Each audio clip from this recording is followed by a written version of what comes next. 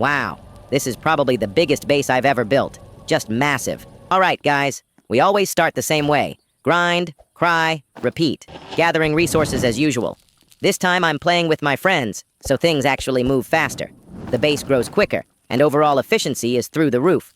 Teamwork makes the suffering go smoother. We chop wood, dump everything into the recycler, and find our first camp. Bandages, as always. Nothing new. At this point, I could open a pharmacy. Our main goal right now, find a good axe, a good sack, and hopefully a decent weapon. Spear, sword, anything sharp. By the way, we still don't know which region we're in. Winter or lava. Both sound terrible, so we'll find out soon enough. And in this chest? Yeah, nothing. Beautiful. Loot RNG still hates me. At least we find some scrap, and we'll definitely haul that back to base. The more resources we've got, the faster we can craft— Oh, a church spawned super close. Perfect. My teammates already wiped everyone there, and in the chest, an axe. Perfect. 1 out of 3 from our checklist. Next up, a good sack. 2 out of 3, let's go. And here, fishing rods. Ah, the fishing hut again. Classic. Wait. A spear. 3 out of 3. That's a clean start. Speedrun energy unlocked. Oh, and look, Count Dracula's after us. Wait, no, that's just a deer. Still scary.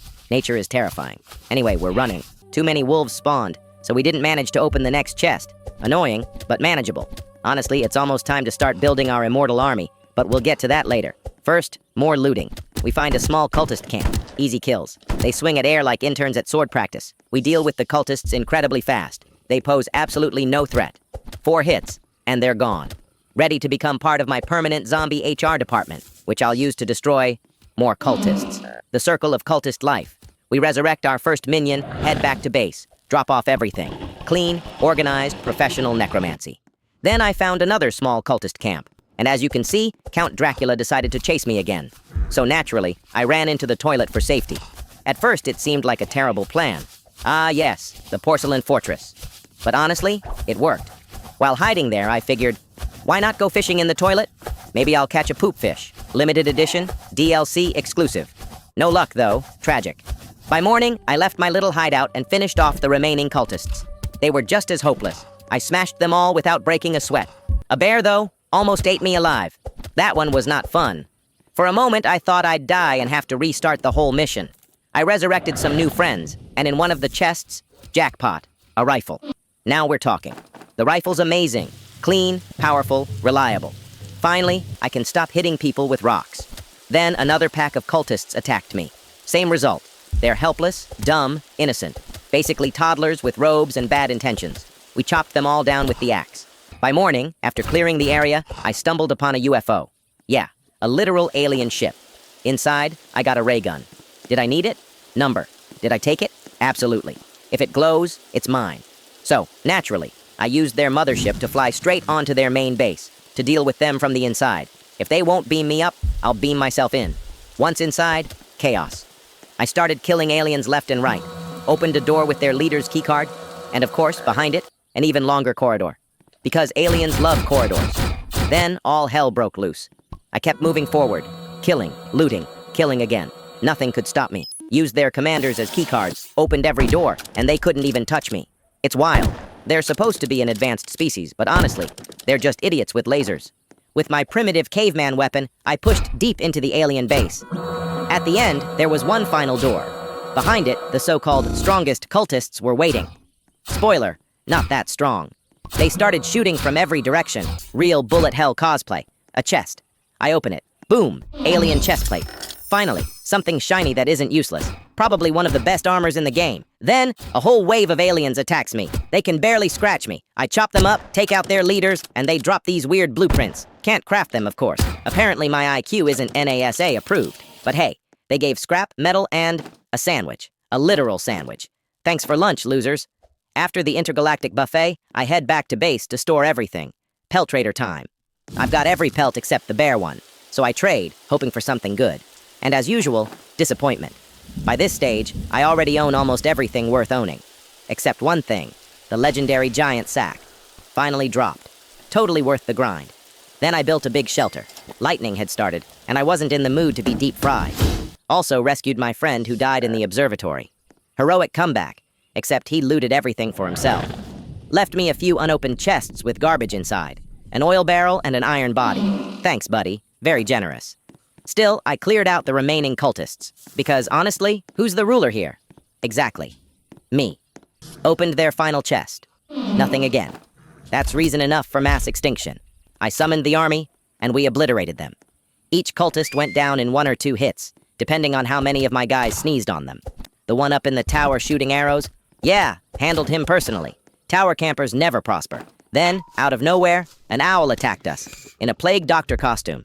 I'm not even mad. That's peak Halloween fashion. After that, I built a cooking spot, exactly like always. 4 storage sheds around it, infinite food production, 5-star undead restaurant, now officially open. I think this is literally the simplest kitchen you can build, but also the most effective one. 4 walls, that's it. Oh, by the way, last time I brought a bear to my base. Yeah, this time I decided to kill it, because apparently, pet bear translates to aggressive, fur-covered house bomber. Every time I stepped outside, instant attack. Annoying. So, I killed it. Got a nice pile of meat, silver lining. Then, to finally explore the snow region, I bought myself a hat. 3 fox pelts. The price of fashion. I ran straight out and found a few familiar-looking structures. Nothing new, same routine. In the chest, the same axe I already had. Incredible luck, thank you RNG gods. Outside, still nothing special. A fishing spot. But listen, I'm not the kind of fisherman to sit freezing in the snow waiting for a single fish to bite. That's a different kind of masochism. Then I started feeling bad for the 4th child. I mean, we saved all the others. Not me, technically my friends did. But still, moral victory counts. Why should the last one suffer? We quickly dealt with the bears guarding him, no problem at all, and rescued the kid. Loot? Garbage. Complete disappointment. After that, I took my army for a walk. Well, army. It's literally just me and one guy. Still counts. We fought some bears. The first one went fine. The second one turned my companion into bear lunch. No big deal. Happens. Oh, and then I got the best weapon in the game, the Morning Star. Finally something worthy of all this grinding. 2 trees spawned perfectly next to each other, so I chopped them both down with a single swing. Efficiency level. Lumberjack God. Then I started gathering resources for the final base build, the culmination of everything in this video. It took forever. As you can see, it's already day 193, and I'll probably finish somewhere deep into the triple digits. Longest build of my life. Right now, I've got nearly 400 wood, almost maxed out. I decided to buy a ton of lanterns to light up and expand the territory, because ambiance matters when you're summoning demons. I've never built a base this massive before, but this video felt like the right moment to go big. So I bought an insane amount of walls. The plan, surround the entire perimeter, fully enclosed fortress. It's taking way more wood than expected. By the end, I'll have spent over 1,000 wood.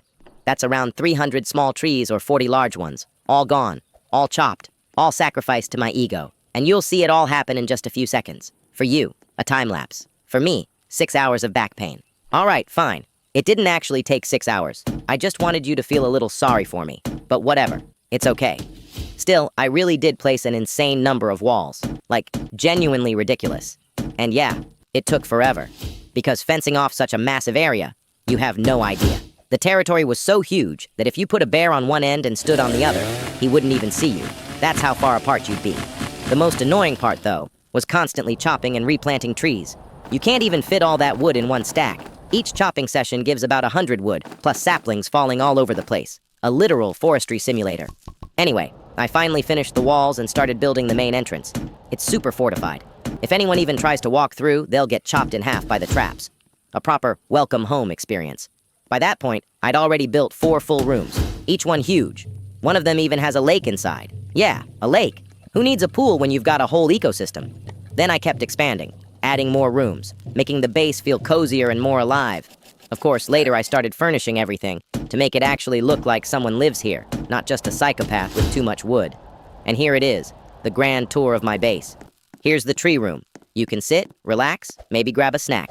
And here's the kitchen. But we're not done. There's also a separate dining hall, proper tables, chairs, candles, basically a Michelin star bunker.